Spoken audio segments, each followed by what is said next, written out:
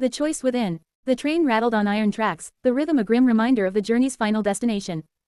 Anna clutched her little sister, Clara, to her chest, their frail bodies pressed together for warmth. Outside the cattle car, a gray mist cloaked the sky, the landscape a blur of skeletal trees and frost-covered fields. The guards barked orders in a language Anna barely understood, but the tone was universal. Harsh, unyielding. Clara stirred and whimpered, her tiny hand gripping Anna's torn sleeve. "Where are we going, Anna?" Clara's voice was barely above a whisper, laced with fear and exhaustion. Anna didn't have an answer. The rumors among the passengers ranged from work camps to a place of no return. But even at 14, Anna had learned that silence was safer than false comfort. When the train finally screeched to a halt, the doors were thrown open, and a bitter wind rushed in. The prisoners were herded onto a muddy platform under the watchful eyes of soldiers and barking dogs. A tall man in a pristine uniform motioned with a gloved hand, separating the crowd into two lines. Anna's heart sank as she realized what was happening: separation. Families were being split apart with mechanical efficiency. She tightened her hold on Clara, refusing to let go.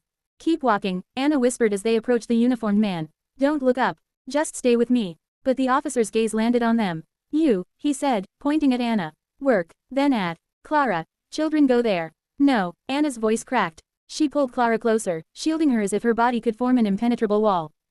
The officer frowned. "Take her." Two soldiers grabbed Clara's arms, prying her away despite her screams.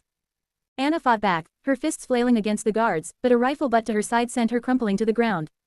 She watched, powerless, as Clara was dragged away, her cries fading into the distance. For weeks, Anna labored in the factory, her hands raw and blistered from assembling machinery. Each night, she lay awake on the wooden planks of the barracks, her mind consumed with Clara's absence. Was she alive? Cold? Scared? One evening, an older woman named Marta approached Anna as they ate their watery soup. Marta's eyes were tired but kind, her voice a gentle murmur. "You must choose, Anna. This place will crush you if you let it. You can give in to despair, or you can find a reason to fight. To survive." Anna shook her head, her spoon trembling in her hand. "But what is the point if Clara is gone?" "The point," Marta said, "is that you still have a choice. Even here." The words echoed in Anna's mind as she returned to the factory the next day. She began to notice small acts of defiance, workers smuggling scraps of bread to one another, a whispered song of hope passing through the barracks. Survival was not just a physical act but a decision, a refusal to let the darkness consume her. Months turned into years, and the war finally ended. When the camp gates were thrown open, Anna stumbled into the sunlight, her body emaciated but her spirit unbroken. She returned to her village, searching tirelessly for Clara in the chaos of liberation. One day, in a crowded orphanage, she found her sister. Clara was thinner, her cheeks hollow, but her eyes lit up with recognition as Anna called her name. They embraced, tears streaming down their faces, their reunion a miracle forged in the crucible of suffering.